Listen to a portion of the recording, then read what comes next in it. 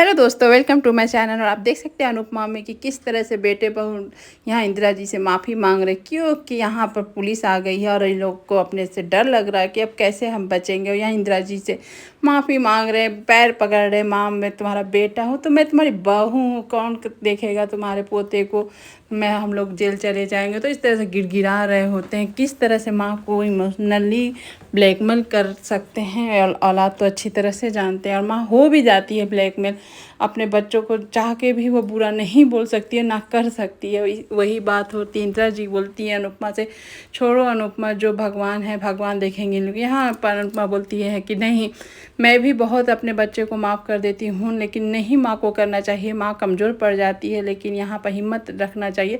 ये बच्चे गलती नहीं किए हैं, पाप किए हैं। बाल काट देना, भूखे रखना, मारना पीटना, ये कौन सा तरीका है? ये तो पाप है, और पाप की तो सज़ा होनी चाहिए। तो यहाँ पर इंदिरा जी को भी थोड़ी हिम्मत आती है कि हाँ, ऐसे औलाद किस तरह से होते हैं। यहाँ बहू आकर अनुपमा से माफ़ी मांगती है, तो यहाँ पर अनुपमा बोलती है, तुम्हारा उस समय कहाँ थी जब तुमको माफ़ी मांगना चाहिए था? इंदिरा जी को तुम इतनी गालियाँ दे रही थी, मार रही थी सैंडल से, और आज तुम लोग को पुलिस को देख के सब कुछ आ गया याद कि हाँ, माँ है, अपने हैं हम लोग तो अपना परिवार है माँ, चलो हम लोग साथ में रहे। मतलब जो नहीं करने का सब।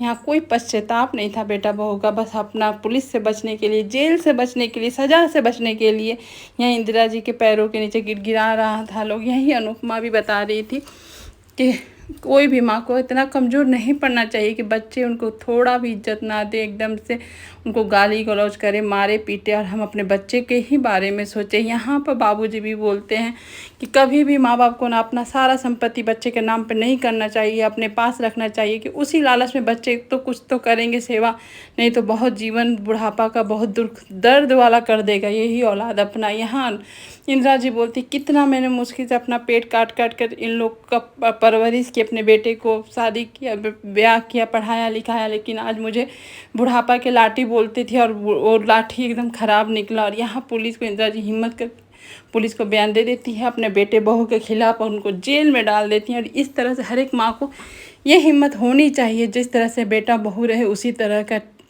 प्यार और इज्जत या सामान मिला। और यहाँ आप देख सकते हैं कि यहाँ डीन यानी यहाँ जहाँ पर आदिया को रखा गया है वहाँ पार्टी है, और इस पार्टी में खाना बनाने के लिए अनुपमा आने वाली है। तो वही बात वो पूछती है मेघा कि अपने हस्बैंड से कि यहाँ पर सब तो डेकोरेशन हो गया, खाना कौन बना रहा? तो वही डीन बताते हैं कि अनुपमा जोशी हैं एक, वो गुजराती खाना बहुत अच्छा बनाती हुई बना। ये सुनकर मेघा एकदम से भड़क जाती है, लेकिन आध्या को ऐसा लगता है कहीं मम्मी तो नहीं अनुपमा जोशी है, उसको शक होता है, लेकिन कंफर्म तो है नहीं कि मम्मी है कि नहीं है। यहाँ पर डीन से भड़कने लगती है उनकी वाइफ कि क्यों मेरे से बिना पूछे किसी बाहर वाला को अंदर आप बुलाए हो, नहीं बुलाना चाहिए था, तुम क्यों ऐसा किए? एकदम से अग्रेसिव हो जाती हैं यहाँ पर। और यहाँ पर थोड़ी सी आशा मन में आ जाती है आदिया की, कहीं काश मम्मी हो।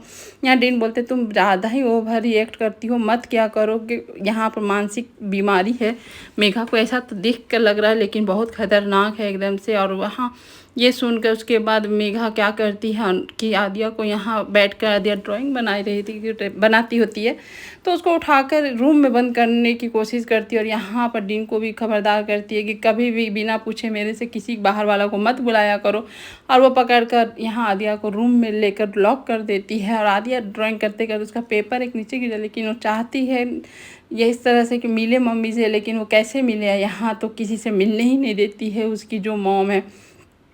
और वो दरवाज़ा के पीछे ही कान लगा खड़ी, तब तक अनुपमा आ जाती है, और यहाँ डीन दरवाज़ा खोलते हैं। अनुपमा अंदर आने से पहले ही उसको ऐसा एहसास होता है कि कोई मुझे आवाज़ दे रहा है, कुछ तो है, लेकिन अनुपमा के आगे तो कुछ दिख नहीं रहा। क्या से दिखे, कैसे समझे कि उसकी बेटी यहीं पर है, जिसको ढूंढ रही है, जिसको लिए भगवान से प्रार्थना कर रही है, वो बेटी यहीं पर है। लेकिन एहसास तो एहसास होता है।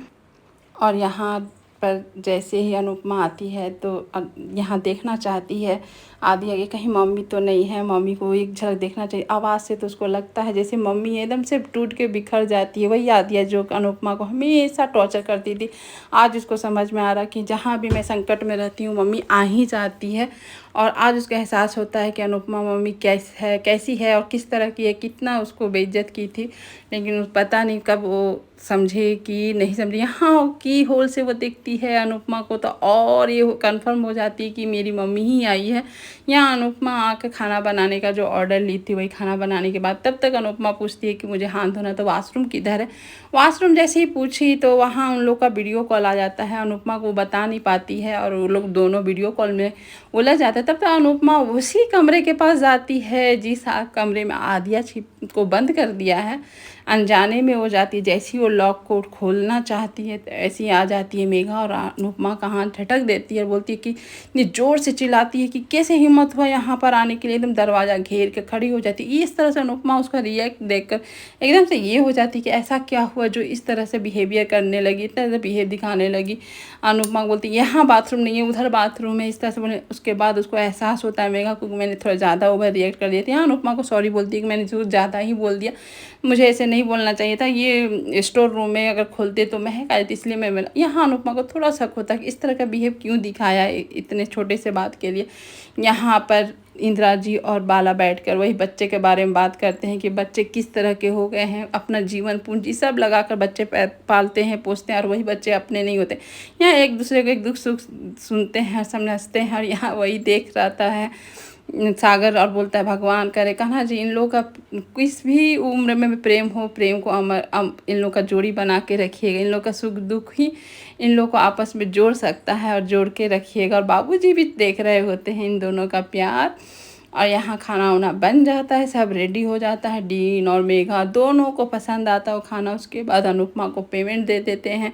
अनुपमा उस पेमेंट को लेकर खुश हो जाती क्योंकि आशा भवन को पैसे की बहुत ज़रूरत है। और अनुपमा उसके बाद आगे के कॉन्ट्रैक्ट, कॉलेज का कॉन्ट्रैक्ट के बारे में बात करती है। तो यहाँ डीन बोलते हैं अरे आप इतना अच्छा खाना बनाती हैं, आपका कॉन्ट्रैक्ट राखी में ही आप शुरू कर दीजिए, अब राखी से काम करना शुरू कर दीजिए, इससे अच्छा क्या हो सकता है।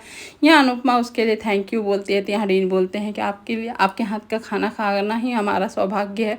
उसके बाद अनुपमा निकलने ही वाली होती है खुशी का, तो उसका कोई ठिकाना नहीं होता है कि उसे कॉन्ट्रैक्ट मिल गया है। निकलते जो ड्राइंग बना रही होती है आदिया वही नीचे गिरा रहता है। और यहाँ आदिया एकदम से टूट जाती है कि अब तो मम्मी से मैं कैसे मिलूँ, क्या करूँ, किस तरह से करूँ। लेकिन वही ड्राइंग पर नज़र पड़ता है अनुपमा को, जैसे ही उठाती है और देखती है तो एकदम से आश्चर्य हो जाती है क्योंकि ये सब ड्राइंग तो उसकी आदिया ही करती है। लेकिन वो कुछ समझे कुछ करे उसके पहले आ जाती है मेघा और उसके हाथ से छीन लेती है ड्राइंग को, पेपर को, और बोलती है ये मेरा है, मेरे हस्बैंड बनाते हैं इस तरह से ड्राइंग। और इस अनुपमा फिर चुप हो जाती है, बोलती है अच्छा सॉरी, मैंने देख यहाँ गिरा हुआ था तो उठा लिया था, तो आप इसके लिए सॉरी। मेघा बोलती कोई बात नहीं, ठीक है चलिए आप जाइए, हम हो गया सारा काम है। अनुपमा बोलती हाँ मैं अब चाहती हूँ। यहाँ जाने के सभी को प्रणाम करती है, नमस्ते करती है और जाने की कोशिश कर जाती है। लेकिन उसको एहसास ऐसा होता है कोई मुझे बुला रहा हो, क्योंकि यहाँ आदिया तो मम्मी के लिए बिखर रही है, मम्मी मम्मी करके बहुत रो रही है। और यहाँ अनुपमा को कुछ एहसास होता है कि मुझे कोई बुला रहा है, कुछ कह रहा है, लेकिन वो एहसास को कैसे समझे, कैसे जाने। कोई हिंट उसको मिला नहीं, लगा कि आज आदिया को अनुपमा बचा लेगी, लेकिन नहीं बचा पाई।